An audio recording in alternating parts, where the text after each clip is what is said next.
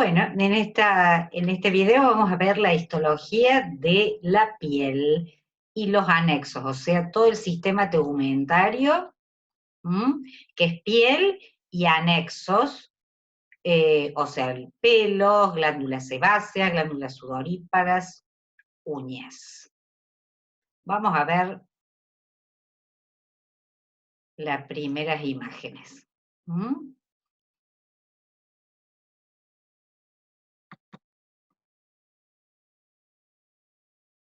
Bueno, este es un esquema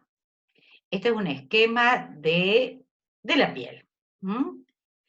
Sabemos que la piel es el órgano más grande del organismo, cubre toda la superficie exterior del cuerpo y de modo que separa al organismo de todo nuestro medio ambiente.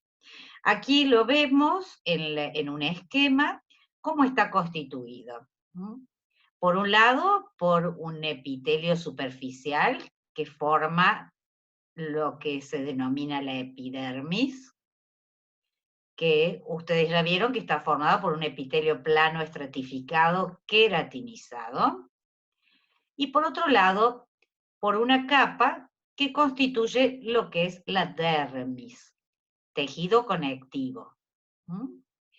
Ese tejido conectivo que tiene una dermis papilar, que es la dermis que está más en contacto con el epitelio plano estratificado del epidermis, que es un tejido conectivo laxo, y más hacia abajo una capa reticular, que es tejido conectivo denso, donde vamos a ver gruesas fibras de colágeno y fibras elásticas, y donde vamos a encontrar los anexos de la piel. En este caso se muestra la imagen de una glándula sudorípara con un conducto excretor, se muestra la estructura del folículo piloso, que tiene adicionado una glándula, que es la glándula sebácea, que siempre está en contacto con la estructura del pelo, y en este caso se observa esto, que corresponde a un músculo liso, que es el músculo erector del pelo. ¿Sí? Aquí tenemos las mismas estructuras, solo que cortadas de otra manera, donde se observan las glándulas sebáceas, el folículo piloso con el pelo, ¿sí? Y vamos a ver una serie de corpúsculos, por eso la vemos también hoy, porque tienen receptores sensoriales, la piel, que son muy importantes, y por eso lo asociamos a lo que es tejido nervioso.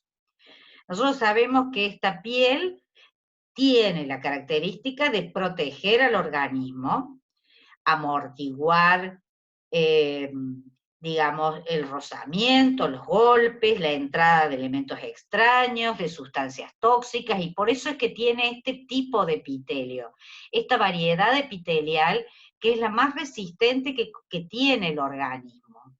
El epitelio plano estratificado queratinizado, el único lugar del organismo que tiene esta variedad de epitelio, porque nosotros ya estudiamos que había órganos como el esófago, como la vagina, como el cuello del útero, como el conducto auditivo externo, que tenían epitelios planos estratificados, pero no con queratina superficial.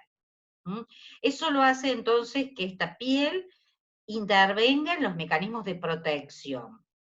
A su vez, también la piel tiene una importante función en excretar sustancias, en impedir que se pierda el agua corporal. Por eso cuando un paciente tiene quemaduras y pierde parte de la piel, también se deshidrata. Y participa en la regulación de la temperatura corporal, y también interviene en la síntesis de vitamina D. Y como dijimos, tiene una serie de receptores, receptores en la misma que perciben sensaciones, tanto de frío, de calor, de dolor, de tacto, de cosquilleo, de presión, que están localizados en diferentes partes de la estructura de de esta piel. Entonces, dijimos que la piel está constituida por dos capas, la epidermis superficial, la dermis, tejido conectivo con vaso que nutre el epitelio superficial, ¿sí? Y asienta sobre esta, que es otra estructura, que es la hipodermis, y es lo que se llama el celular subcutáneo. Tejido conectivo laxo, rico en tejido adiposo, como se observa ahí, pero la hipodermis no pertenece a la piel. Es cuando en varios sitios, en el abdomen, en las mamas, en la cintura pelviana, esa hipodermis es gruesa, y en general, más que tejido conectivo, es todo tejido adiposo, que corresponde a lo que le llamamos el panículo adiposo. La piel no es lo mismo en las diferentes regiones del cuerpo, por lo tanto vamos a tener en algunos casos piel, lo que se llama piel fina, y en otros piel gruesa. Palmas y plantas son lugares donde necesita todavía mayor resistencia la piel, y por lo tanto vamos a ver que corresponde a lo que nosotros denominamos piel gruesa. Como esta. Aquí vemos la epidermis, vemos la dermis papilar, con ese tejido conectivo laxo, y fíjense la gran cantidad de capas córneas que existen en esta piel gruesa, propio de plantas, palmas y plantas. Una piel que carece de pelos. A diferencia de la piel de otros lados del organismo que no tiene estas características, no tiene semejante cantidad de capa córnea. Y a su vez vamos a ver que dentro de la epidermis, dentro de todas estas capas de células que constituyen el epitelio plano estratificado, acuérdense que era plano estratificado porque la capa de células superficiales era plana, porque las capas de células basales son cúbicas o cilíndricas, las del medio son poliédricas, pero las capas superficiales son planas. Vamos a ver que hay una capa de este epitelio que se llama estrato lúcido, que solamente aparece en la piel gruesa. La piel fina, como la del resto del organismo, fíjense, tiene un epitelio plano estratificado, queratinizado, pero con mucho menor cantidad de queratinización. Acá observamos perfectamente bien el folículo piloso, observamos la glándula sebácea, adosada a la estructura del pelo, esta glándula sebácea que produce sebo, que es de naturaleza lipídica, que normalmente esos citoplasmas de esas células no se tiñe, se la observa al lado del folículo piloso. Acá vemos un corte de un pelo también, que son todas estructuras que van a llegar a la superficie, pero que por el corte uno la puede ver, digamos, en esta forma sin que lleguen a la superficie, pero es por la forma en la profundidad del corte, ¿sí? Fíjense, epidermis, dermis, papilar y dermis reticular. La epidermis, dijimos que era un epitelio plano estratificado queratinizado, pero tenemos que conocer que ese epitelio, esa epidermis, contiene una gran cantidad de células que se disponen en estratos. En estratos de células que la mayoría de esas células son células que se llaman queratinocitos. O sea, el epitelio plano estratificado son 4 a 5 capas de estratos celulares, estos queratinocitos, que están diferenciándose y proliferando en forma continua. Desde el estrato basal o germinativo, aquel que está, digamos, arriba de la membrana basal, encontramos células que son queratinocíticos que están permanentemente dividiéndose.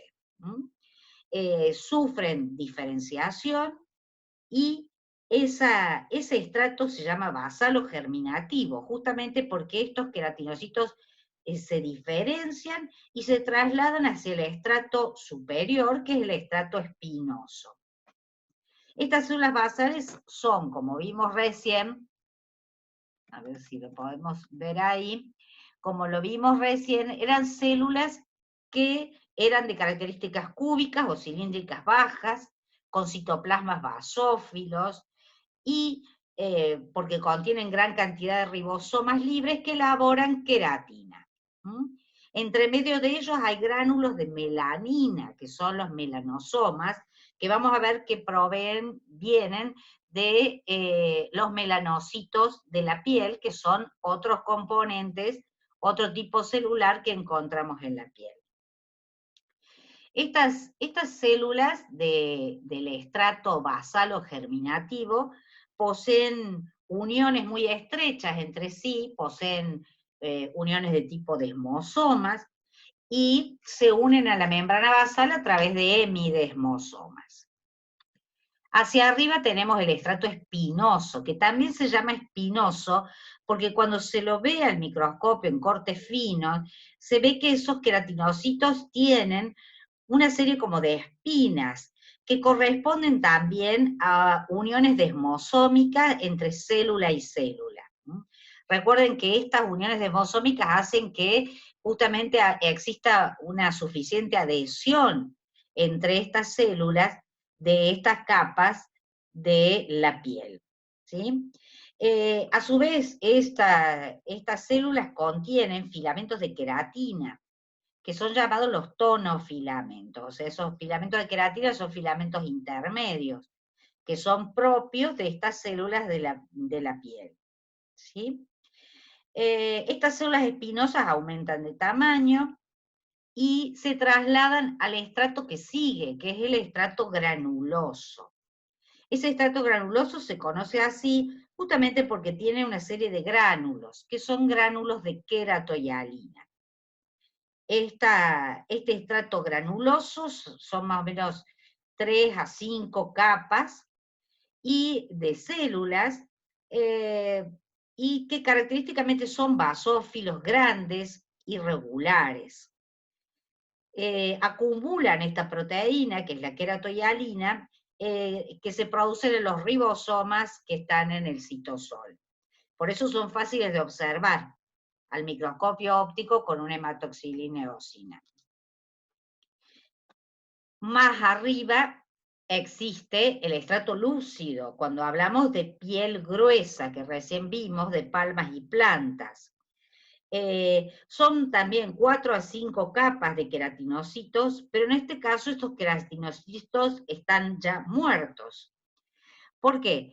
Porque en realidad estos gránulos de queratohialina bloquean el pasaje de agua y de nutrientes que viene desde la dermis. La dermis papilar y reticular contiene vasos que nutren por inhibición al epitelio superficial, que es la epidermis. ¿Sí?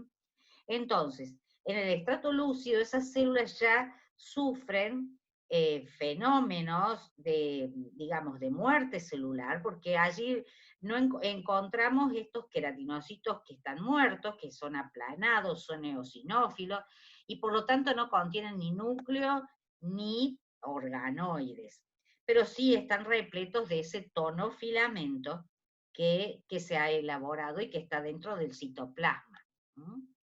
Por último, el estrato córneo, que tiene, obviamente, no es lo mismo en la piel gruesa que en la piel fina, en donde esos queratinocitos muertos tienen un citoplasma aplanado, están repletos de tonofilamentos, y ese tipo, esa forma de esas células que ya han muerto, le da una gran resistencia mecánica a la piel.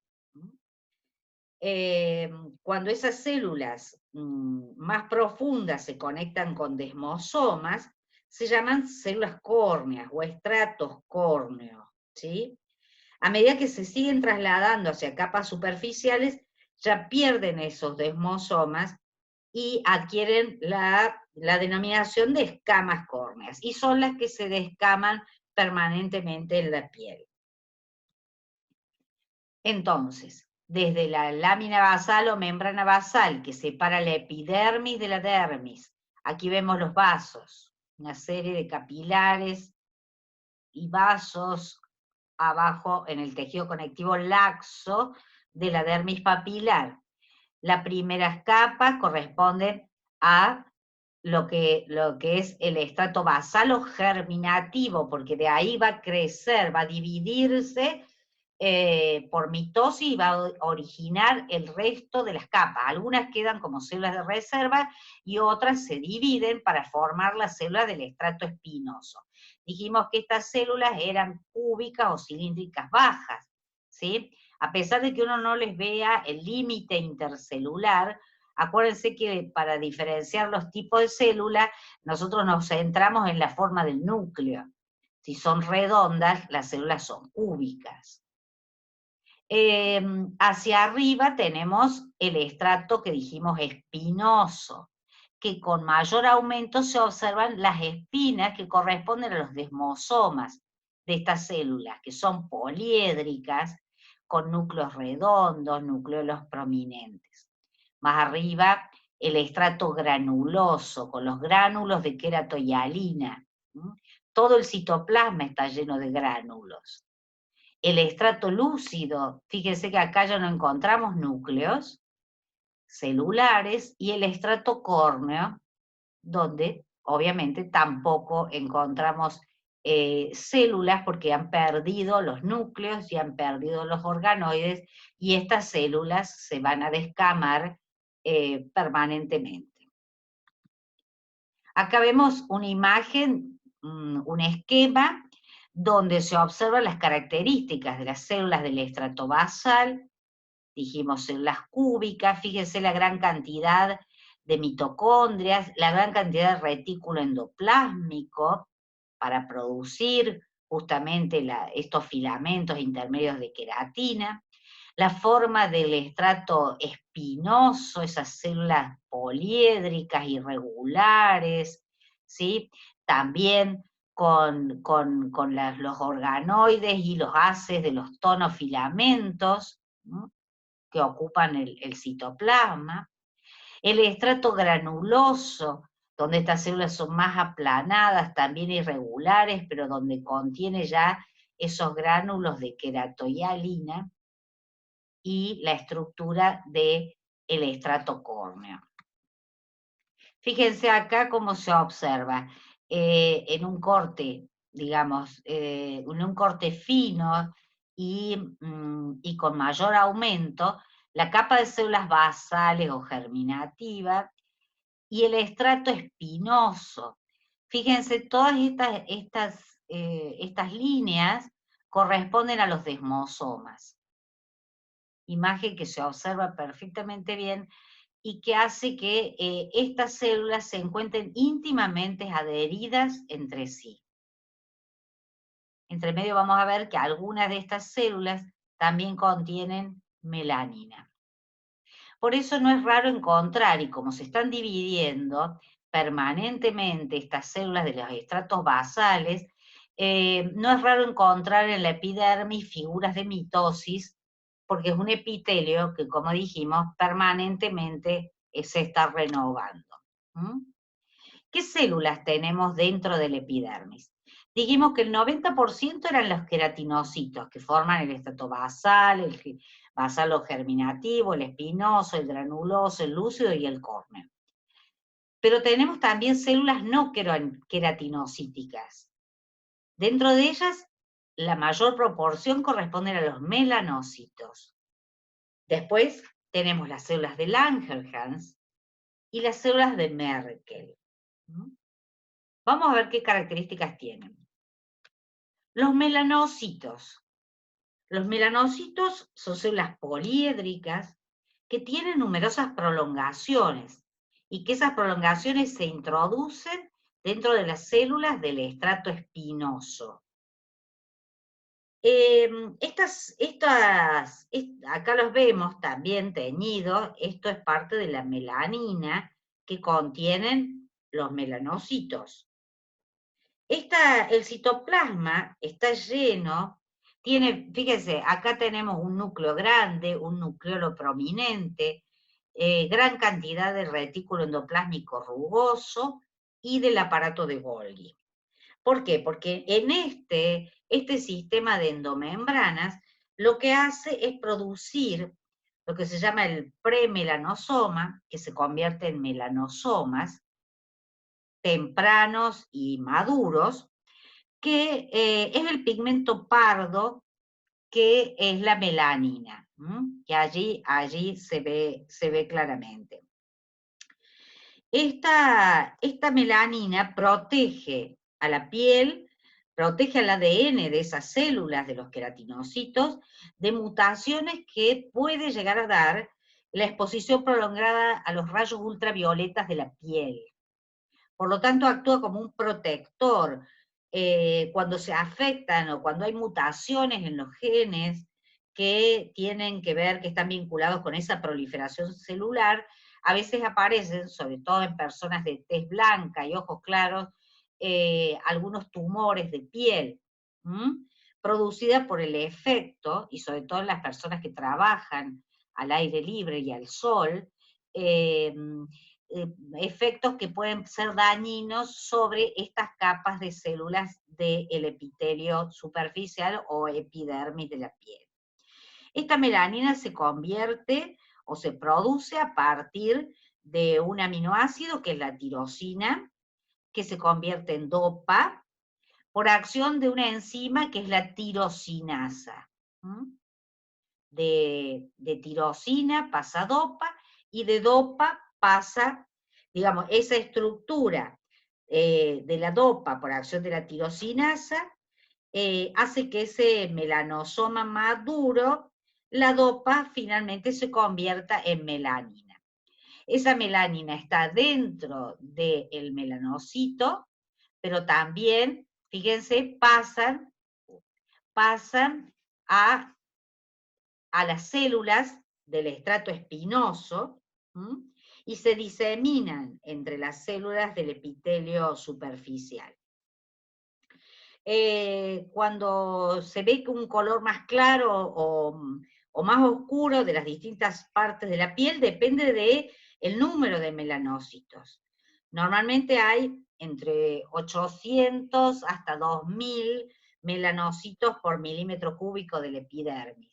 En general, cuando uno ve el epidermis, cada 8 queratinocitos aparece un melanocito. También esto depende, por ejemplo, esto puede ser una biopsia de piel que se llama piel expuesta, o sea, por ejemplo, de cara, que normalmente tiene mayor cantidad de melanocitos que otras zonas de piel que se llaman piel no expuesta, ¿sí?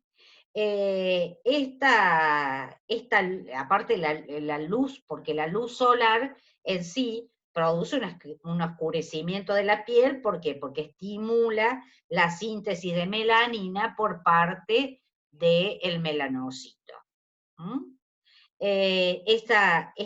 Cuando si hay un defecto genético por ejemplo, la falta de tirosinasa es típica de los pacientes albinos, es decir, que no tienen melanina, no solo en la piel, sino en el iris y en la retina, cosas que le trae patologías también. Melanocitos. Estos melanocitos son derivados de las células de la cresta neural. Acuérdense, tienen origen ectodérmico. Normalmente para verlos, a veces es difícil verlos con una hematoxilineosina, entonces se puede utilizar un anticuerpo que es el HMB45, que sirve para ver específicamente melanocitos, con la técnica de inmunistoquímica. Marcadores, digamos, utilizando anticuerpos, donde hace este color pardo, corresponde a células que son melanocitos de la piel. Pasamos a la otra célula no queratinocítica, célula de Merkel. Esta célula de Merkel está, igual que como estaban los melanocitos, en la capa basal del epidermis, pero fundamentalmente en los labios, en los folículos pilosos, pero fundamentalmente en el pulpejo de los dedos. Y en realidad forman un complejo, que se llama complejo de Merkel, integrado por esa célula de Merkel y un terminal sináptico, y que eso recibe el nombre de un complejo de Merkel, que es un receptor táctil de la piel. Su función es justamente ser receptor del tacto, y por eso están presentes fundamentalmente entonces en la punta de los dedos.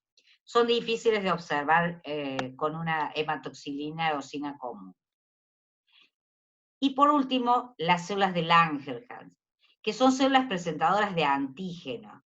Son células dendríticas, están en la epidermis, son pocas, del 2 al 8% de esas células, y son células que provienen de la médula ósea. Esas células de Langerhans también se encuentran en otros lugares, por ejemplo, están presentes en la boca, en el esófago, y son células que intervienen entonces, son células dendríticas, como del tejido linfático, intervienen, digamos, en los mecanismos de defensa por parte de la piel. Entonces, queratinocitos en sus diferentes capas, células no queratinocíticas, melanocitos, células de Langerhans y células de Merkel. Corresponden a todas las células que forman parte de la epidermis. Como anexos de la piel vamos a tener, por un lado, los pelos, por otro lado, vamos a tener las glándulas sebáceas, las glándulas sudoríparas, las uñas. Los folículos pilosos nosotros lo podemos ver, y las estructuras de los pelos, también revestidas por epitelios planos estratificados, ¿sí? Como la misma piel, y tiene una serie de partes, pero simplemente a ustedes se les va a pedir reconocer estas características después en el microscopio de cómo son estos folículos pilosos, que como dijimos, tienen, por un lado, una parte que se denomina médula, que se da sobre todo en los pelos gruesos, y una corteza formada por esas células planas que la recubren y que contienen melanina. Acá vemos en general la estructura del folículo piloso, como es este, con la glándula sebácea adosada. Fíjense, una glándula sebácea, una glándula sudorípara, ecrina. Vamos a ver que hay dos tipos de glándulas sudoríparas. Fíjense que son enrolladas con un conducto excretor, y que tienen una serie de células, las células claras y las células oscuras, y células mioepiteliales. Células mioepiteliales significan que son células epiteliales, pero tienen capacidades contráctiles, y por eso se denominan mioepiteliales. Hay pocos lugares donde vamos a estudiar células mioepiteliales. En este caso, la glándula sudorípara, vamos a ver en los conductos excretores de las glándulas salivales, y también lo vamos a ver relacionadas a la glándula mamaria. Los conductos de la glándula mamaria contienen alrededor células mioepiteliales que por su contracción hacen que se elimine la secreción de la leche. Acá tenemos glándulas, estas son glándulas sudoríparas. Fíjense que por la forma que tienen, al corte, si ustedes ven acá, si el corte es así, o así, o así, longitudinal, transversal, nosotros lo vamos a encontrar formando estas estructuras, como mangueras, ¿sí? A lo largo de la dermis. Acá tenemos más, glándulas sudoríparas. Entre medio, tejido conectivo. En este caso, glándulas sebáceas. ¿sí? Citoplasmas claros, núcleos centrales, no se tiñen y están en relación al folículo piloso. Y el músculo erector del pelo, que es aquel que está asociado al pelo y a la glándula sebácea, como esta, donde se inserta un músculo liso que por acción del frío o del estrés produce justamente la piloerección. Aquí tenemos, las que hemos descrito hasta acá son glándulas sudoríparas ecrinas o ecrinas. En general están en toda la piel. Aproximadamente tenemos 3 millones de glándulas sudoríparas, ahí tienen el conducto excretor, y acá la forma que se pueden ver este adenómero, que es el lugar donde se produce la secreción, ¿sí?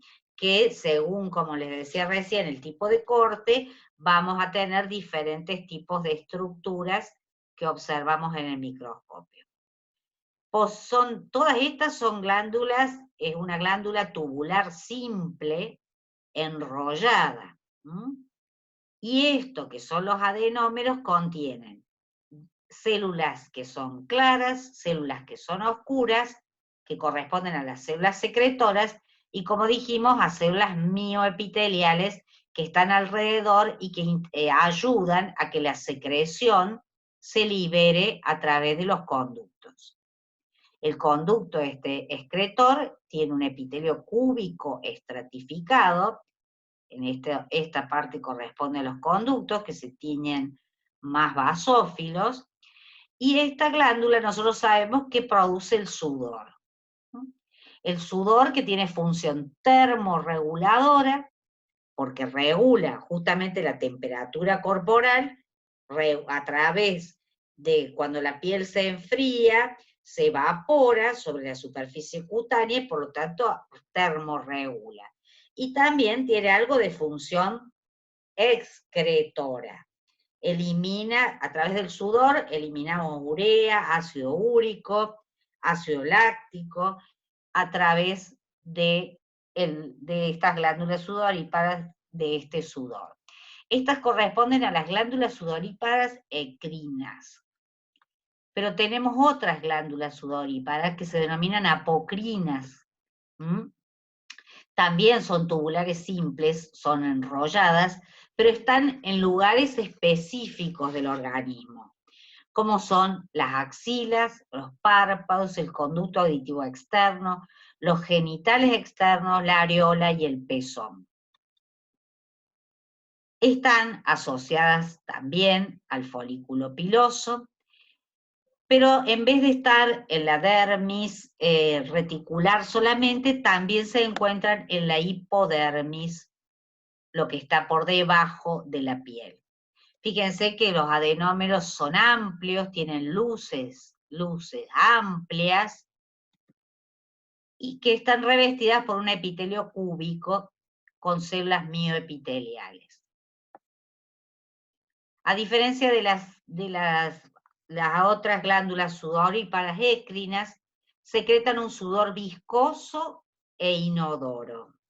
No obstante, el olor característico se debe a que esa secreción se junta con componentes de la piel, y muchas veces eso se descompone por la acción de ciertas bacterias, y es lo que hace que estas glándulas pueden hacer que tengan secreción que sea odorífera. Glándulas sudoríparas apocrinas. Acá tenemos la glándula sebácea. Dijimos que esa glándula sebácea está en toda la piel, a excepción de palmas y plantas, que ocupa la dermis, y que es una glándula acinosa, simple, ramificada.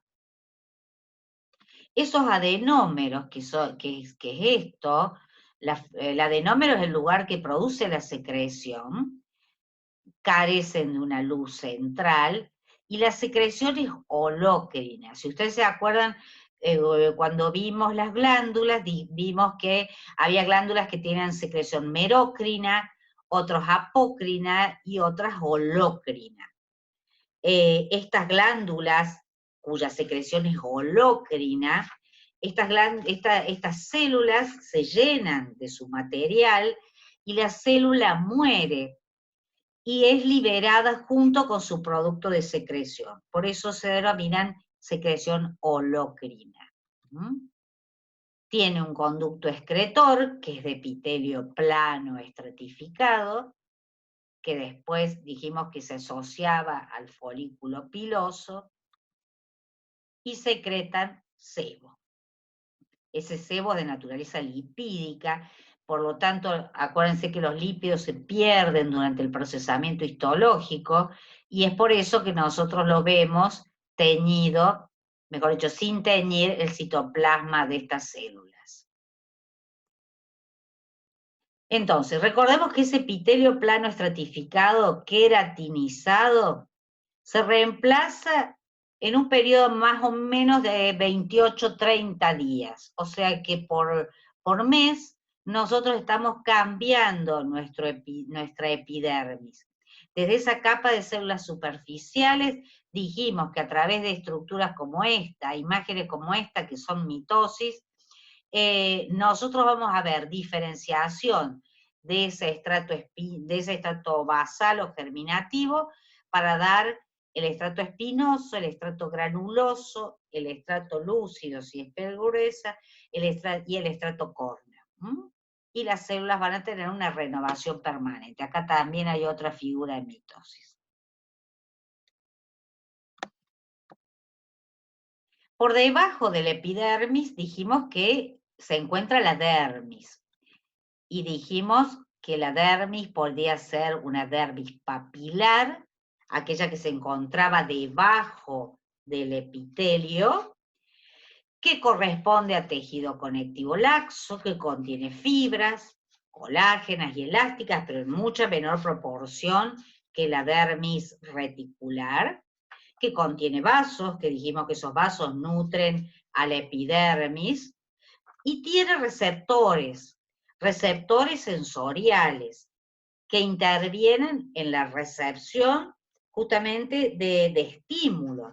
Por ejemplo, el corpúsculo de Meissner y el corpúsculo terminal de Krauss. Por eso decimos que lo vemos en este momento, porque intervienen en los mecanismos donde va a existir de alguna forma estímulos que provengan del exterior y que van a ser procesados y enviados al sistema nervioso para tener determinado tipo de sensación. La capa reticular es la capa más profunda, es tejido conectivo denso, es más gruesa, tiene más cantidad de fibras colágenas dispuestas en haces en todas las direcciones, por eso es tejido conectivo denso y regular. ¿Se acuerdan de las clasificaciones de tejido conectivo? El denso irregular está acá en la capa reticular de la piel, el denso regular era parte de los tendones, la aponeurosis. Por lo tanto, entonces, tiene fibras colágenas gruesas, dispuestas en varias direcciones, fibras elásticas, y tiene también receptores sensoriales, corpúsculos de Ruffini y corpúsculos de Pacini. Ya lo vamos a ver cuando veamos en el próximo video los diferentes tipos de receptores sensoriales que podemos encontrar. Entonces, esta capa reticular, que contiene todos estos haces, hace que nosotros lo veamos al microscopio con características particulares, ¿sí? En las palmas y en las plantas de los pies, la dermis posee unas crestas que son detectables a simple vista. Es decir, la dermis tiene elementos que son crestas que se introducen en la epidermis, que son simplemente vistas y corresponden a las imágenes de las huellas digitales. Aquí ven una imagen de cómo es a las 11 semanas o a las 14 semanas las huellas digitales que ya comienzan a formarse en la vida prenatal. Esas huellas digitales que sirven para la identificación personal de las personas, cuyo sistema lo describió y Juan Bucetich, un argentino que se utiliza como método de identificación en todo el mundo, como estas crestas dérmicas eran particulares y únicas para cada individuo. Inclusive en los gemelos idénticos, en donde realmente hay totales similitudes, presentan identificación, o sea, huellas digitales individuales, a diferencia de muchas otras estructuras del organismo que son similares, los gemelos idénticos tienen también huellas digitales distintas. Por lo tanto, son únicas e irrepetibles. Y el estudio de las mismas son los dermatoglifos, que permiten ver una serie de formas que cada una de las huellas digitales le es particular a cada individuo. ¿Mm? Embriológicamente, nosotros sabemos que, por un lado, el ectodermo es un derivado del ectodermo superficial, surge la epidermis. Y surge los queratinocitos y el resto de las células de la epidermis, excepto los melanocitos, que ya dijimos que eran células derivadas de la cresta neural, o sea, del ectodermo neural. El resto son del ectodermo superficial. Los anexos de la piel, como los pelos, las glándulas sudoríparas y las uñas, también derivan del ectodermo superficial. Y ya al tercer mes, ya se han diferenciado y se han producido. Las glándulas sebáceas se producen al cuarto mes. Los pelos en el embrión se llaman lanugo y son digamos, cabellos muy delgados que cubren toda la superficie del cuerpo del embrión. Por eso a veces cuando hay nacimientos de bebés prematuros, todavía conservan el lanugo y presentan pelo en la región interescapular, en las piernas o en los brazos. Las glándulas sebáceas, junto con las secreciones, con las células de la piel y de los pelos que se pueden descamar, forman lo que se llama el vernis caseoso o unto sebáceo, que ya aparece el quinto mes y que caracteriza al embrión y al feto en su desarrollo como una cubierta que lo protege y, de esa estructura del líquido amniótico en la cual el feto se encuentra. Entonces, epidermis del ectodermo superficial, excepto los melanocitos del ectodermo neural.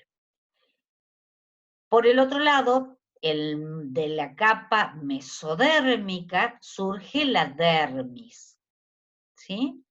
Esa dermis que, de acuerdo al lugar de donde esté ubicada la piel, deriva del mesodermo o de los arcos branquiales, de los dermatomas de las somitas. Si ustedes se acuerdan, el dermatoma, las somitas tenían el dermatomo, el miótomo, del cual van a surgir esta dermis de la piel, del dermatoma.